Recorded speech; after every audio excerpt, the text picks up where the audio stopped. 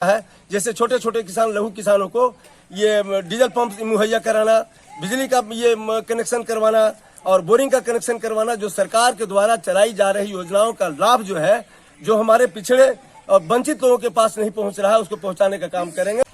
अभी मैं मौजूद हूं सिरदला के क्षेत्रों में, और सिरदला के क्षेत्र की बात अगर मैं करूं तो मैं मौजूद हूं राजन पंचायत के दुबरी बिघा गांव में।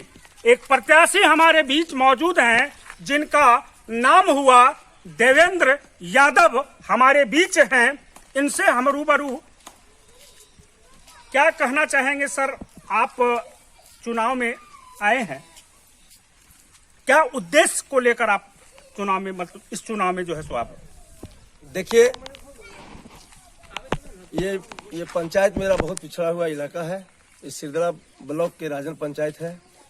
मैं मुखिया का एक प्रत्याशी हूं और प्रत्याशी होने के नाते सब आम जनता को बताना चाहता हूं कि यहाँ एक पढ़े लिखे इंसान, जुझारू आदमी अगर मुखिया बनता है तो यहाँ जो आधा अधूरा काम है, सड़कें टूटी हुई है, पेयजल की समस्या है। ये गांव दलित और पिछड़ी जाति और अनुसूचित जाति का ये गांव है। आज तक यहाँ के छोटा छोटा बच्चा शिक्षा से वंचित है।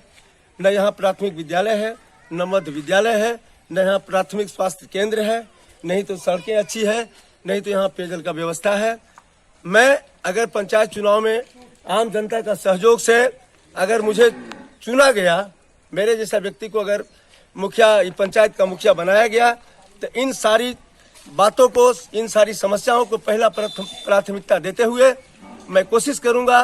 कोशिश ही नहीं, 99% ये मेरा दावा है कि मैं टोटल यहाँ की समस्या को समाधान करने का काम करूंगा।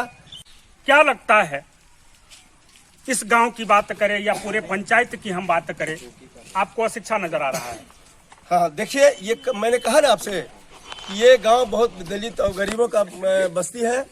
यहाँ एजुकेशन तो मैं यहाँ पे रोकना चाहूंगा और पूछना चाहूंगा देवेंद्र जी, क्या गरीबी होना एक पाप है? और गरीबी होने का मतलब ये तो नहीं है कि हम शिक्षा हासिल नहीं करें। आखिर इसका वजह क्या है? सबसे मूल वजह क्या है कि जो आपके पंचायत में अशिक्षा है और अशिक्षा की आप बात कर रहे हैं? ये तो बहुत अहम सवाल पूछा है आपने कि यहाँ गरीब होना कोई पाप नहीं है। हम यहाँ जब से हिंदुस्तान आजाद हुआ, हिंदुस्तान गुलामी के जंजीर में जकड़ा, जिसका जीता जागता उदाहरण है कि हमारे छोटे छोटे बच्चों को और आम लोगों को शिक्षा नहीं मिला। उसका मुख्य कारण है कि यहाँ का जो पंचायत हुआ, यहाँ का जो विधानसभा का क्षेत्र हुआ, सही प्रतिनिधित्व करने वाला कोई प्रतिनिधि यहाँ नहीं आया, जिसकी वजह से आम लोगों में शिक्षा का अभाव है और पेयजल की समस्या की और बिजली की भी समस्या का यहाँ परेशानी है। और शिक्षा हम देंगे, गरीबी हटाएंगे, संपूर्ण विकास देंगे। आखिर ऐसी क्या वजह है जो आप इन सारी चीजों का दावा करते हुए और विकास की बात कर रहे हैं? आपने ठीक प्रश्न किया है। मैं एक पढ़ा लिखा इंसान हूँ और पढ़ा लिखा होने के नाते कहाँ कहाँ पंचायत में किस माध्यम से विकास होना चाहिए, शिक्षा का सवाल है, इलेक्ट्रिफिकेशन का सवाल है, कम्युनिकेशन का सवाल है, मैं अच्छी तरह से समझता हूँ और मेरे संज्ञान में है। और मैं प्रयास करूंगा कि यहाँ से प्रखंड से लेकर के प्रदेश तक के मैं सभी लोगों के ये ऊंचे लोगों से ऊंचा, वहाँ क्या कहते, बिहार के जितने भी माने विकास की बात होती है, वहाँ से लाने का फंड ला करके हम काम करने का।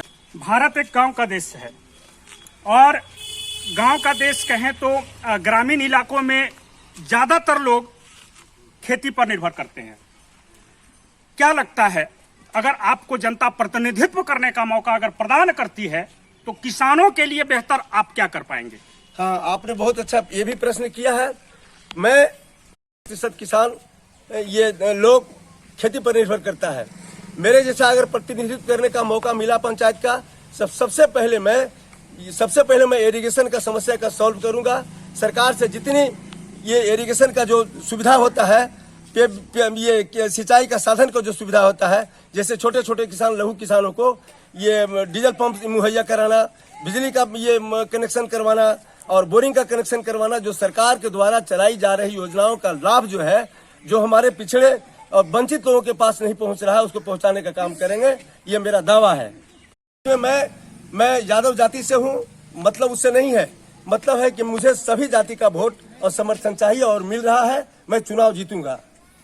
तो ये थे देवेंद्र जी। न्यूज़ 30 भारत की आवाज में बने रहने के लिए बहुत बहुत धन्यवाद और आपका भी बहुत बहुत धन्यवाद।